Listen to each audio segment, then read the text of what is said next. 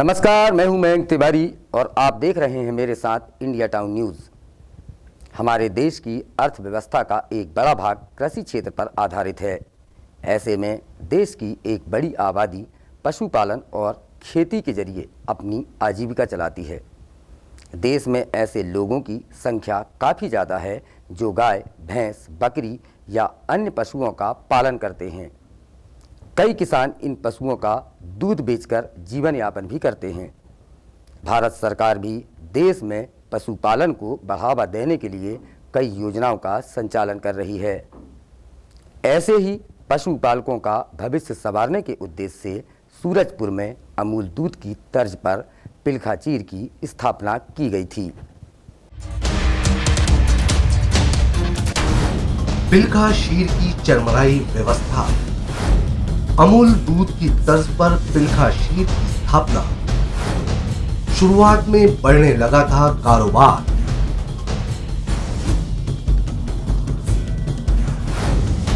नए नए प्रयोगों ने किया हाल बेहाल। 22 लाख के ऊपर पहुंचा कर 200 लीटर पर सिमटा उत्पादन।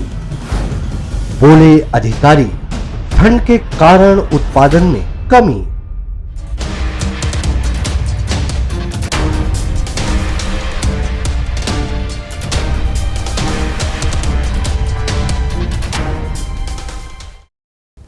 पशुपालन को बढ़ावा देने के साथ ही दूध की ज़रूरतें पूरा करने के लिए प्रशासन ने ग्राम पंचायत सिलफिली में पिलखाचीर की स्थापना की थी। पिलखाचीर के संचालन के लिए पशुपालकों की सहकारी समिति भी गठित की गई जो पिलखाचीर का संचालन करती है। गठन के बाद सुचारू संचालन के लिए प्रारंभ में समिति की जिम्मेदारी पशु चिकित्सा विभाग के अधिकारियों को सौंपी गई।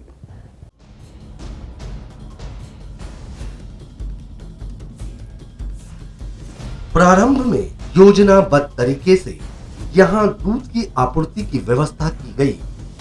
दूध उत्पाद किसानों को समय से भुगतान करने के साथ ही प्रबंधन डेयरी प्रोडक्ट को बढ़ावा देने में भी रुचि लेने लगा।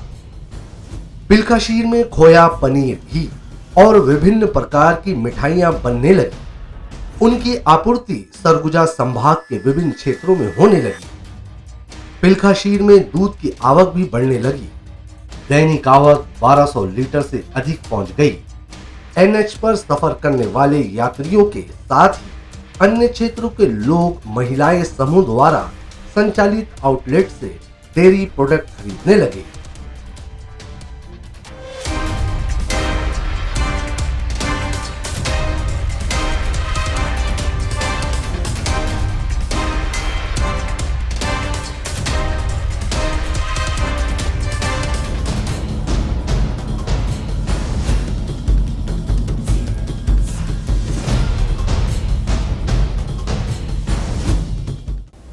इस दौरान प्रशासनिक अधिकारी डेयरी को उत्कृष्ट बनाने के नाम पर नए नए प्रयोग करते रहे। धीरे धीरे स्थिति यह हुई कि प्रबंधन की लापरवाही से अधिकारियों ने निजी संस्थानों को उधार में लाखों के डेयरी प्रोडक्ट बेच दिए, जिसका भुगतान 2 साल बाद भी नहीं मिल पाया है। भुगतान के अभाव में पिलखाचीर दूध उत्पादकों की बकाया राशि का भुगतान भी नहीं कर पा रहा है। इस कारण दूध उत्पादक किसान अब डेयरी से किनारा करते नजर आ रहे हैं।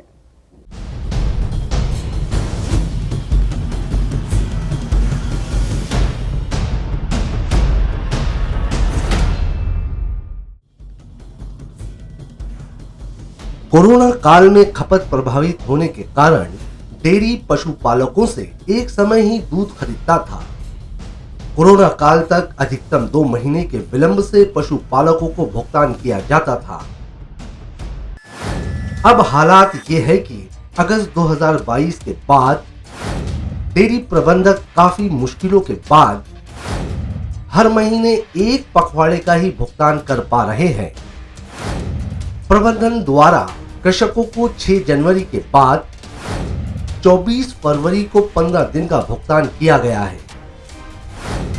अधिकारी निजी संस्थानों के पास 22 लाख की राशि बकाया होने की बात कर रहे हैं।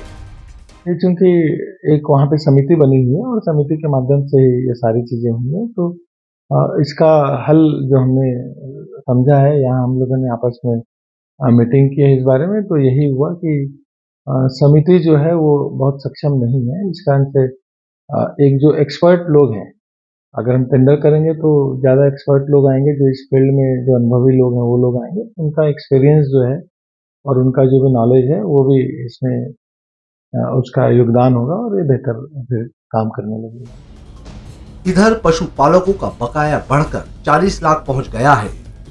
अगस्त के बाद दूध उत्पादकों को आधी राशि का भुगतान नहीं मिला है। वित्तीय स्थिति चरमराने के कारण अधिकांश पशुपालकों ने अपने पशुओं को बेच दिया है। जो पशुपालन कर रहे हैं वे स्वयं दूध का विक्रय कर रहे हैं।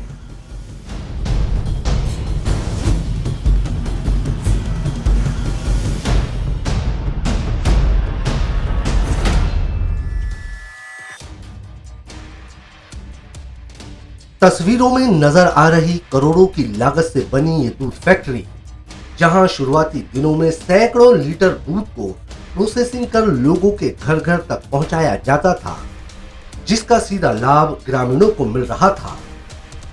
वहीं घरों से दूध की किल्लत भी खत्म होती नजर आ रही थी, परंतु शासन प्रशासन के उदासीन रवैये के कारण आज ये दूध फैक्ट्री मात्र शोपीस बनकर रह गई है।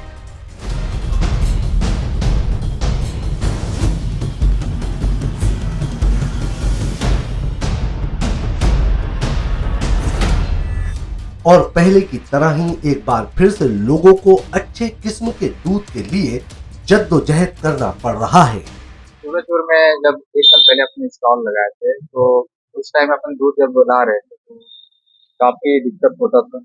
और अभी भी फिलहाल 1 साल से अपन दिक्कत झेल रहे हैं कि दूध की व्यवस्था यहाँ अच्छी तरीके से मिलती नहीं है और ना ही अच्छी कोई क्वालिटी है। अपन जो दूध यूज कर रहे हैं वो नॉर्मल तरीके से ही, और हम चाहते हैं कि हमारे एरिया में अपन दूध खरीद सकें।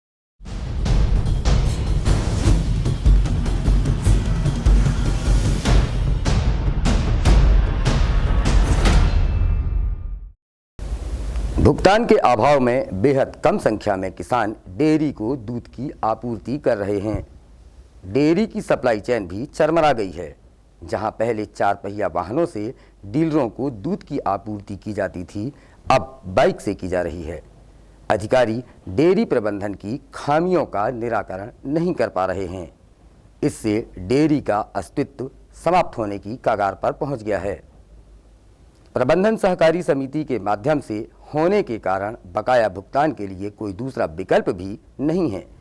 इसके पूर्व कभी पिलका चीर को ऐसी दुर्दिन का सामना नहीं करना पड़ा था।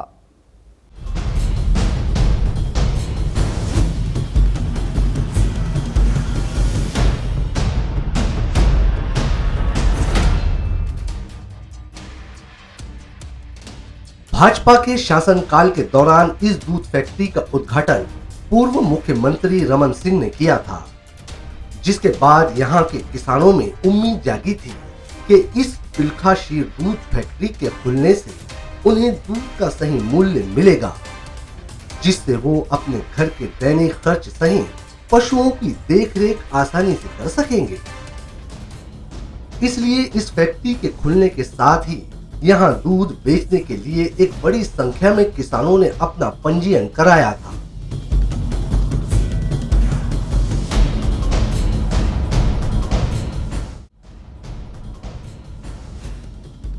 पंजीयन करने के बाद किसान रोज अपने घरों से इस फैक्ट्री में दूध लेकर आते, जिसे यहां पर प्रोसेस किया जाता था और फिर ये दूध लोगों तक पहुंचाया जाता था। शुरुआती दिनों में सब कुछ सही चल रहा था और किसानों को भी समय पर भुगतान हो रहा था, लेकिन वक्त के साथ शासन प्रशासन के अनदेखी के कारण आज इस दूध फैक्ट्री में कोई भी किसान अपना दूध बेचने को तैयार नहीं है। किसानों का आरोप है कि उनका बकाया भुगतान एक लंबे अरसे से नहीं हो सका है। देने के लिए तो हम लोग 2 साल से दे रहे थे, लेकिन 1 अक्टूबर से इधर 1 रुपया भी नहीं मिला है सर। 1 अक्टूबर 22 से आज तक उसका कोई भुगतान नहीं हुआ है सर। पूरे किसान परेशान है सर। डेयरी भी बंद हो गया सर। अब हम लोग को कहाँ से पैसा मिलेगा सर? रेगुलर सुबह शाम दूध दिया करते थे।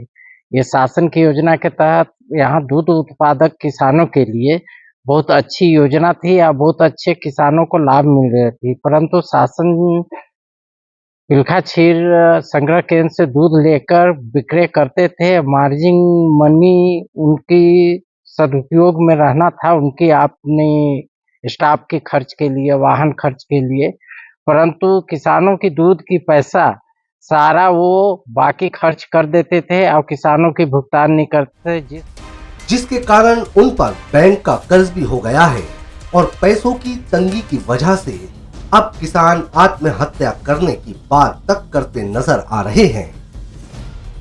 अगर आंकड़ों पर नजर डालते हैं तो बीते वर्ष 2018 में जब ये फैक्ट्री खोली गई थी तब यहाँ पर 1200 लीटर दूध की खपत थी, परंतु हर साल दूध फैक्ट्री में 200 लीटर खपत कम होती गई, जिसके कारण अब ये है कि दूध की फैक्ट्री 4 महीनों से बंद पड़ी है। लोन तो है सर 5 लाख का। भाई लोन अभी दूध ने पैसे नहीं मिलेगा तो कहाँ से पटाएंगे? सब गाय खाने भी मर गए सर। भाई दूध भी हम डेयरी में दिए, लोन भी ले लिए, गाय भी सब मर गए। भाई पैसा मिलेगा तो हम खिलाएंगे सर।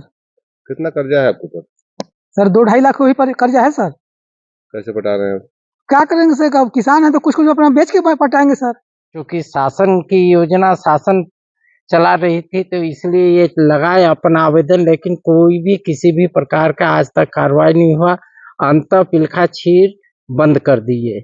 6 अक्टूबर 2023 के बाद से दूध लेना बंद कर दिए, जिस वजह से किसान इतने परेशान हुए हैं, कर्ज में डूब गए हैं। अब औने पौने रेट में कुछ किसानों की लोन अभी भी बाकी है, गाय बेच दिए और जो नहीं खिला पाए उनकी गाय भी मर गई। किसान आज परेशान है, आत्महत्या करने के लिए मजबूर है। पिलखा क्षीर के नोडल अधिकारी का कहना है कि ठंड के कारण दूध उत्पाद में कमी आई है। कोरोना काल के दौरान संस्था की बकाया राशि की वसूली कलेक्टर के निर्देश में की जा रही है। उधारी बढ़ाने के कारण भुगतान में परेशानी हो रही है। उत्पादकों को हाल ही में एक पखवाड़े का भुगतान किया गया है। जब ये मिल्क प्रोसेसिंग यूनिट की स्थापना की गई तो उसी के साथ दूध सहित यहाँ बनने वाले अन्य उत्पादों की बिक्री के लिए जिले भर में पिलखा क्षीर स्टोर खोलकर रोजगार उपलब्ध कराया गया था।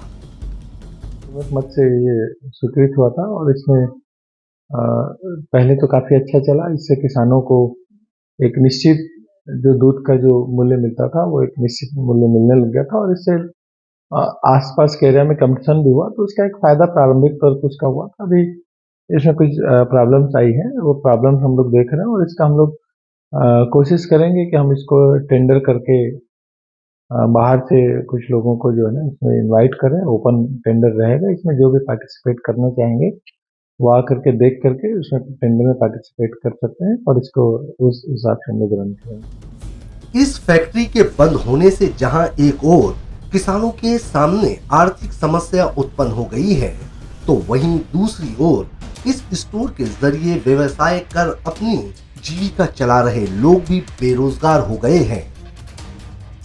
फिलहाल अब प्रशासन टेंडर निकालकर इस मिल्क प्रोसेसिंग यूनिट प्लांट को दोबारा से जानकारों की निगरानी में शुरू करने की बात कर रही है।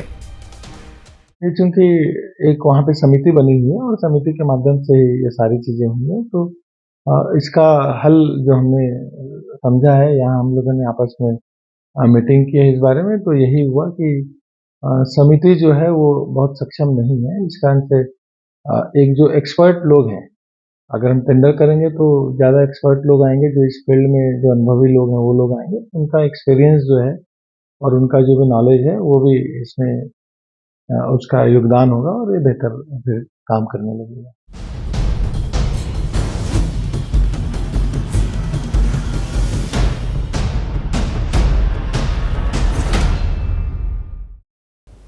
गृहस्थी में रोजमर्रा की जरूरतों में दूध भी शामिल है। चाहे वो सुबह की चाय, कॉफ़ी या फिर बच्चों का आहार, सभी में दूध की ज़रूरत पड़ती है। वहीं गुणवत्ता युक्त दूध की ज़रूरत को देखते हुए और ग्रामीण क्षेत्रों के किसानों को लाभ पहुंचाने के उद्देश्य से सूरजपुर में भी अमूल दूध की तर्ज पर पिलखा क्षीर दूध फैक्ट्री खोली गई थी, जो आज अपनी बदहाली पर आंसू बहाने को मजबूर है। बहरहाल इस मिल्क प्रोसेसिंग यूनिट के बंद होने से जहां लोगों से उनका रोजगार छिन गया है, वहीं अच्छी क्वालिटी के दूध के लिए लोगों को रोजाना दो चार होना पड़ रहा है। अब यह देखने वाली बात होगी कि 4 महीने से बंद पड़े इस दूध के प्लांट को दोबारा शुरू करने की पहल प्रशासन कब तक करता है और इस प्लांट में किसानों का बकाया भुगतान उन्हें कब तक मिल पाता है। टाउन की आवाज़ में फिलहाल इतना ही। मुझे दीजिए इजाज़त। नमस्कार।